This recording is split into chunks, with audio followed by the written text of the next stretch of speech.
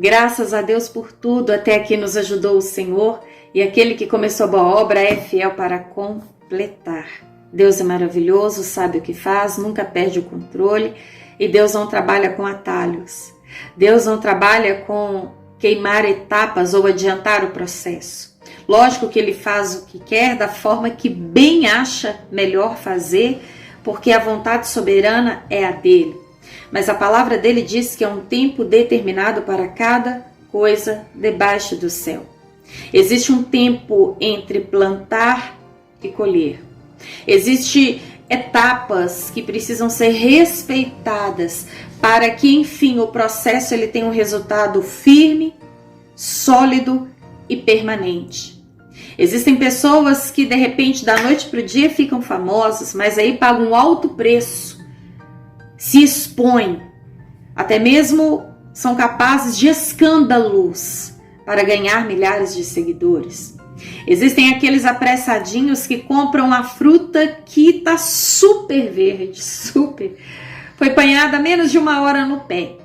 E aí quando chegam em casa colocam um monte de folhas de jornal ou então panos de prato para tentar acelerar o processo, aquela pressa, aquele desespero. Eu já fiz muito isso, hoje eu não faço mais.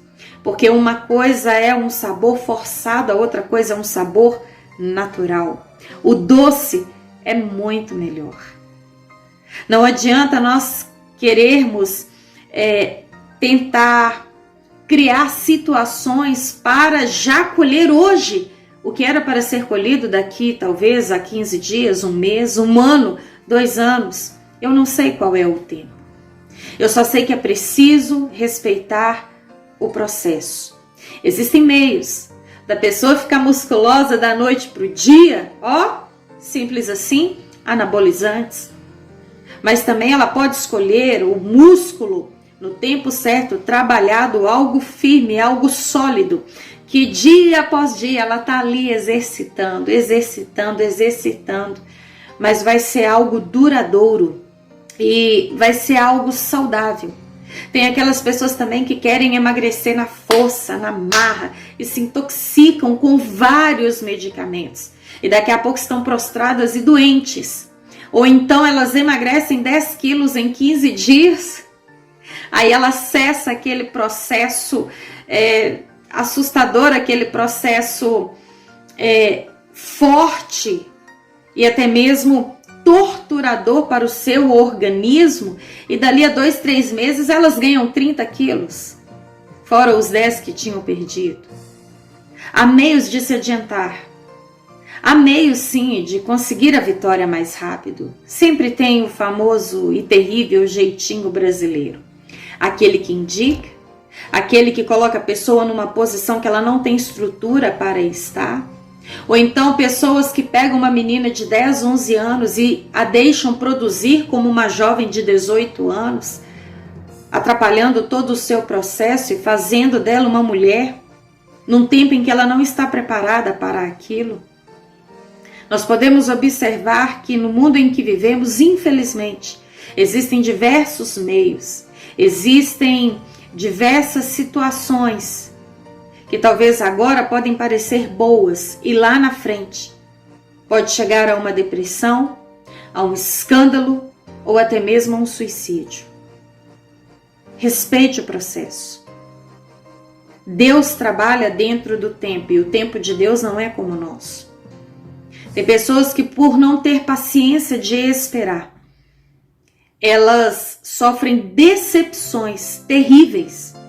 Ou então hoje ela está aqui em cima, é algo meteórico, e amanhã ela está lá embaixo e não tem força para se levantar. A palavra de Deus fala no livro de Lucas, no capítulo 3, versículo 23, que o próprio Jesus Cristo começou o seu ministério com cerca de 30 anos de idade. O Filho de Deus, que foi gerado pelo Espírito Santo no ventre de Maria, já nasceu, lógico, em estado humano, ele veio em carne, mas ele tinha em si a presença do Todo-Poderoso. Com 12 anos, ele já colocava os maiorais, os religiosos da época, no bolso com a sua sabedoria. Mas havia um tempo determinado por Deus para que, enfim, ele começasse a pregar o arrependimento e a sair curando, libertando, transformando, expulsando demônios, fazendo coisas maravilhosas e até mesmo ressuscitando mortos. Até o Filho de Deus, ele passou pelo processo do tempo. Nós contemplamos também um grande exemplo, Davi. Ele foi ungido ainda moço, bem rapazinho. Dentre 8 irmãos, ele era o caçulinha da casa. E ali o profeta Samuel derramou sobre ele o azeite. E o Espírito Santo já começou a ser parte, a apoderar-se da vida de Davi com glória e poder. Mas havia um processo em que ele precisava ser treinado, amadurecido, preparado para se assentar no trono e ter sobre a sua cabeça a coroa sobre todo Israel. E ele começou a reinar com 30 anos de idade. Outro exemplo, José. Com aproximadamente 17 anos, a palavra fala que ele era o xodozinho do seu pai Jacó, e então ele teve sonhos de Deus. E naqueles sonhos, os seus irmãos, com todos os seus, se curvavam perante ele, tendo-o como uma grande autoridade.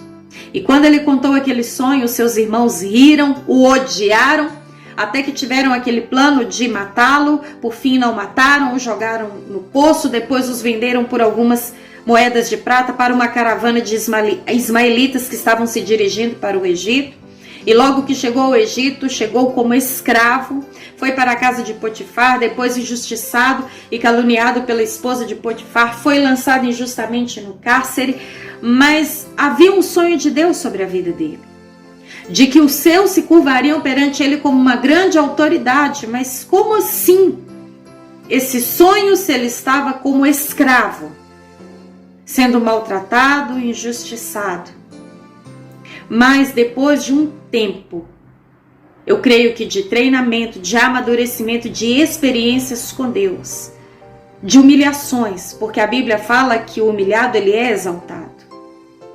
E depois daquele processo tão doloroso, finalmente, a palavra fala que quando ele tinha 30 anos de idade, Faraó o nomeou o segundo maior do Egito, tendo apenas o próprio Faraó acima dele. E então, finalmente, o sonho veio a se cumprir. Houve uma grande fome na terra em que Jacó, com seus filhos e todos seus familiares, moravam. Os irmãos de José precisaram ir até o Egito para trazer o alimento. E ali no Egito, eles se curvaram diante de José. Ali estava o cumprimento de um sonho. Mas houve um tempo entre o sonho e o poder, entre o governo do Egito. Há um tempo determinado por Deus para cada situação. Aqui no livro de Tiago, capítulo 5, fala no versículo 7, um grande exemplo para mim e para você, principalmente para os ansiosos e apressadinhos. Vejam como o agricultor aguarda que a terra produza preciosa colheita e como espera com paciência até virem as chuvas do outono e da primavera. Irmãos, tenham os profetas que falaram em nome do Senhor como exemplo de paciência diante do sofrimento. Como vocês sabem, nós consideramos felizes aqueles que mostraram perseverança. Vocês ouviram falar sobre a perseverança de Jó e o fim que o Senhor lhe proporcionou.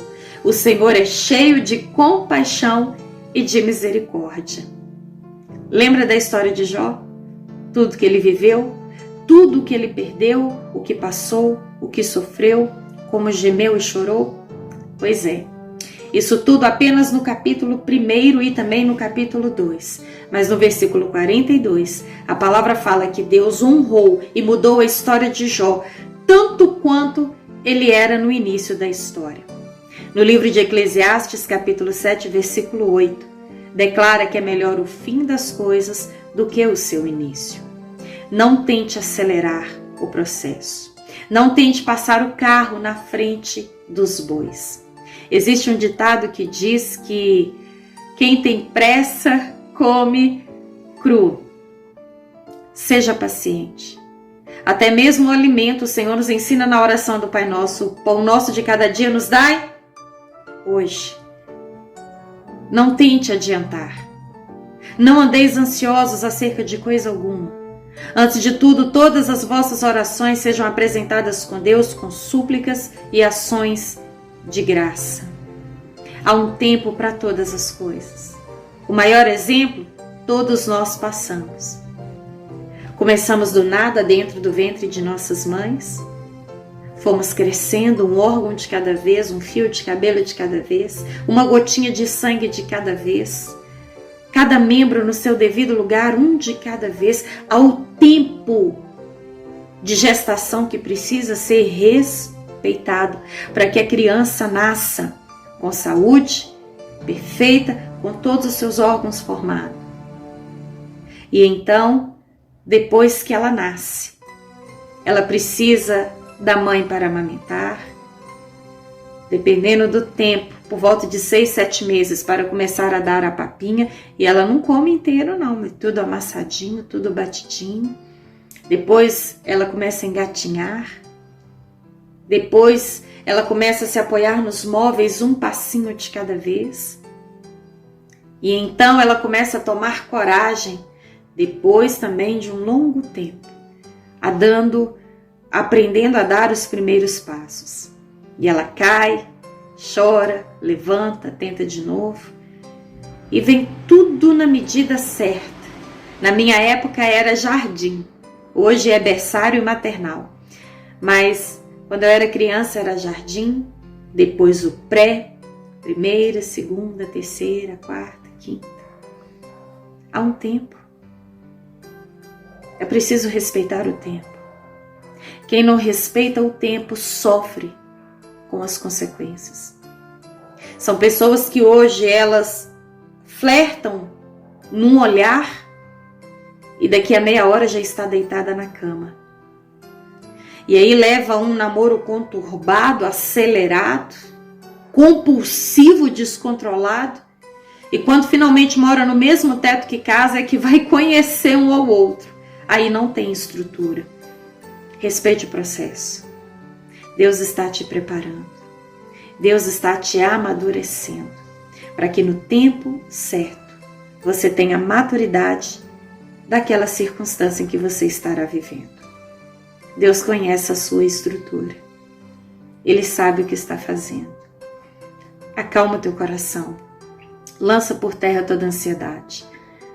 Não pense jamais em plantar hoje e colher amanhã. Calma.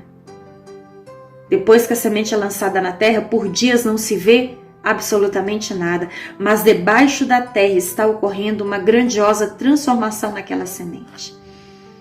E no tempo certo, ela vai romper.